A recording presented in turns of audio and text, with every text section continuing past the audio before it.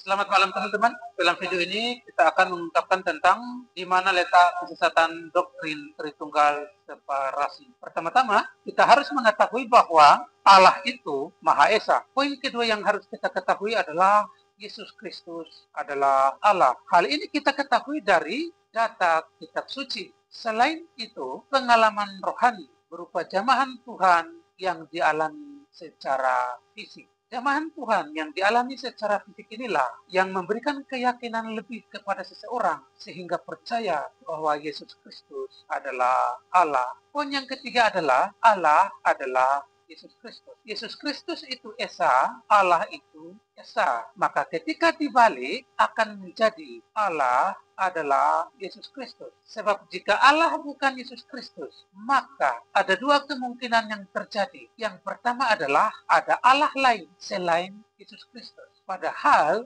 jika ada Allah lain selain Yesus Kristus, maka itu berarti ada lebih dari satu Allah. Padahal pada poin pertama kita telah mengetahui Allah itu Esa. Maka jika ada Allah lain selain Yesus Kristus, maka konsekuensinya adalah Yesus Kristus itu bukan Allah. Jika ada Allah lain selain Yesus Kristus, berarti Allah lain itulah yang disebut Allah, bukan Yesus Kristusnya. Begitu teman-teman. Kita lanjutkan. Ini adalah desain doktrin Tritunggal separasi. Desain doktrin ini membagi Allah yang Esa menjadi tiga yang terpisah dan berdiri sendiri. Desain ini mendeskripsikan tentang tiga Allah yang sehakikat, setara, dan sederajat, dan berdiri sendiri. Maka dengan demikian, desain doktrin ini justru menggambarkan tentang politeisme. Desain doktrin ini mengakui bahwa Yesus Kristus adalah Allah, tetapi jika dibalik Allah bukan Yesus Kristus. Itu berarti kesimpulan yang kita peroleh dari desain doktrin Tritunggal separasi ini adalah Yesus Kristus bukan Allah. Maka dengan demikian, desain doktrin Tritunggal separasi ini justru menyangkal kealahan Yesus Kristus. Disitulah letak kesesatan doktrin Tritunggal separasi. Begitu teman-teman. Kita lanjutkan. Ini adalah doktrin Tritunggal yang baru yang saya beri nama doktrin Tritunggal perikoresis. Penjelasannya adalah sebagai berikut. Poin pertama adalah Allah adalah hikmat. Jadi Allah yang selama ini kita sembah itu adalah hikmat. Tidak dapat dilihat, tidak memiliki wujud. Wujud daripada hikmat kita tidak ada yang tahu. Jika Anda bayangkan hikmat itu menurut pengetahuan manusia, hikmat itu hanya sebatas akal budi. Tetapi hikmat pada level Allah adalah roh dan hidup. Jadi istilah Allah itu merupakan bahasa manusia yang digunakan oleh manusia untuk menyebut dia yang ada, yaitu hikmat yang roh. Sebab pada level hikmat tertinggi yang ditempati oleh entitas yang menyebut dirinya sebagai yang ada, dia adalah roh dan hidup, yang awal dan yang akhir, yang ada dan yang tetap ada, maha besar, memenuhi langit dan bumi. Langit adalah tahtanya, bumi adalah tumpuan kaki. Dia mengatakan, aku ada yang aku ada sebagaimana aku ada. Dia adalah sumber dari segala sumber. Segala sesuatu berasal dari dia dan segala sesuatu ada di dalam dia. Dialah hikmat yang roh yang memenuhi langit dan bumi. Sebagaimana kita telah mengetahui bahwa hikmat adalah roh, kita juga harus mengetahui bahwa hikmat adalah kebenaran. Oleh karena itu, sifat dari hikmat yang roh kebenaran ini adalah menciptakan, menghasilkan, menumbuhkan, merencanakan, merancangkan, mencanangkan, melaksanakan, menegakkan keadilan, membentangkan kebenaran, menopang kehidupan, dan sebagainya.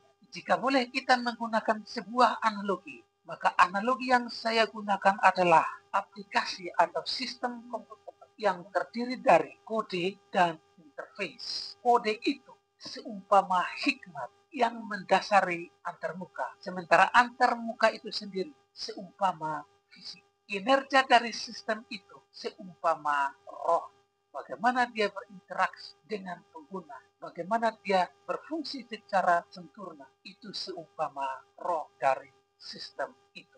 Contoh selanjutnya adalah hikmat terbentang sebagai dasar bumi. Bumi adalah fisik yang berfungsi sebagai pelaksana hikmat. Bumi itu tidak akan ada jika tidak ada hikmat yang mendasarinya. Antara hikmat yang mendasari dan bumi sebagai fisik ada secara bersama-sama pada saat yang sama. Contoh selanjutnya adalah kerajaan Allah adalah kerajaan fisik yang tegak berdiri di muka bumi sampai selama-lamanya dan tidak berkesudahan. Kerajaan Allah yang fisik ini memiliki dasar hikmatnya, yaitu rancangan Allah, rencana Allah, janji Allah, kelahiran raja, teladan hidup raja, pelayanan raja, pengajaran raja, penderitaan raja, kematian raja, kebangkitan raja, perintah raja, janji raja, penghakiman raja, orang kudus dan rajanya dalam kehidupan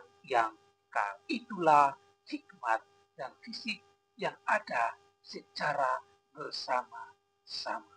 Begitu saudara-saudara yang Tuhan Yesus. Aku mengasihi engkau Allah. Terpujilah engkau Allah. Hiduplah engkau Tuhan. Dalam nama Yesus. Aku berdoa.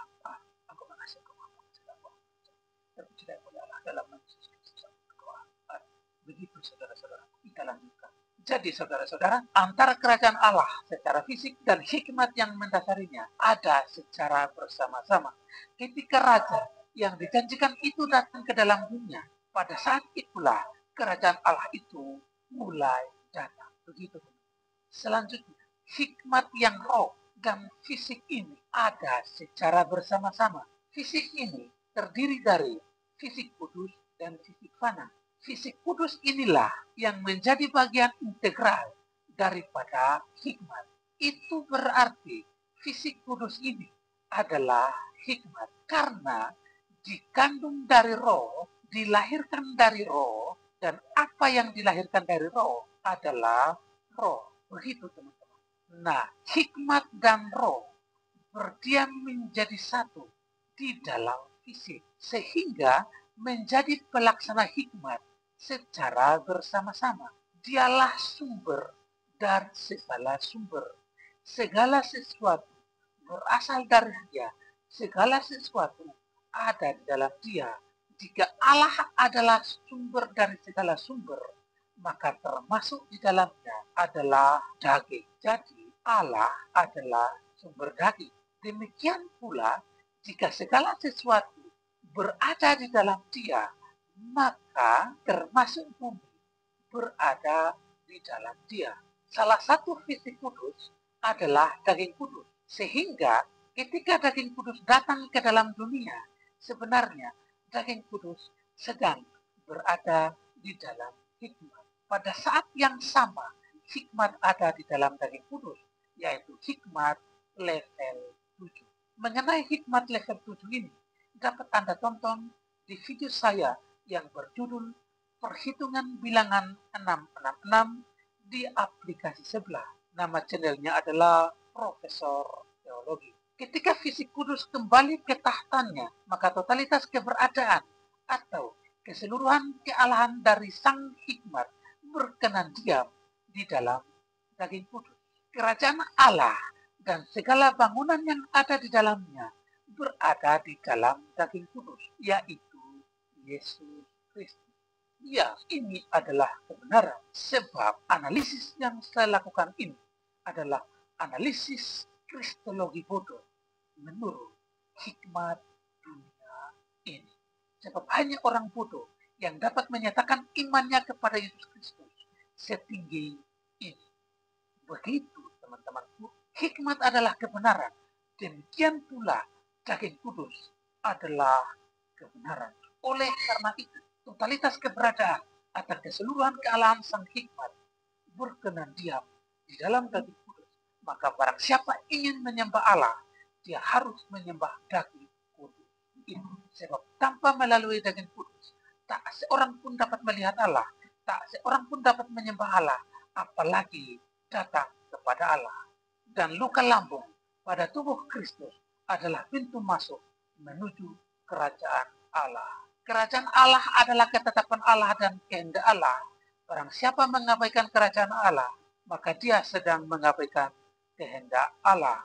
Maka dengan demikian, tidak ada ketaatan di luar kerajaan Allah.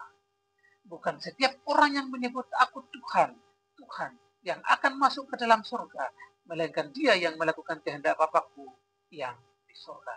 Kehendak Bapa adalah kesatuan jemaat di dalam kerajaannya. Itu berarti di antara dua kubu besar dalam kekristenan, yaitu Katolik dan Protestan, harus ada yang salah. Dan Katolik Roma telah menunjukkan kesetiaannya di dalam kerajaan Allah. Ya Tuhanku Yesus, aku mengasihi hiduplah Tuhan, ampuni hamba Tuhan, jadilah padaku berkata, segala hormat dan kemuliaan Allah dalam nama Yesus Kristus, ampunkan Tuhan, dalam nama Bapa dan Putra dan Roh Kudus. Dari semua penjelasan ini, saya mau memberikan pesan kepada semua hamba Tuhan, yaitu bahwa Allah yang disembah oleh agama lain dan Allah yang disembah di dalam kekristenan bukanlah Allah yang sama. Anda harus menjiwai baik-baik apa yang dikatakan di dalam Wahyu 13. Jika Anda mengatakan Allah yang disembah oleh agama lain dan Allah yang disembah di dalam kekristenan adalah Allah yang sama, maka itu adalah penghinaan bagi Yesus Kristus. Iya, inilah aku seorang hamba Tuhan yang menyatakan kebenaran ini. Tuhan Yesus menyertai kita sekalian. Amin. Dalam nama Yesus.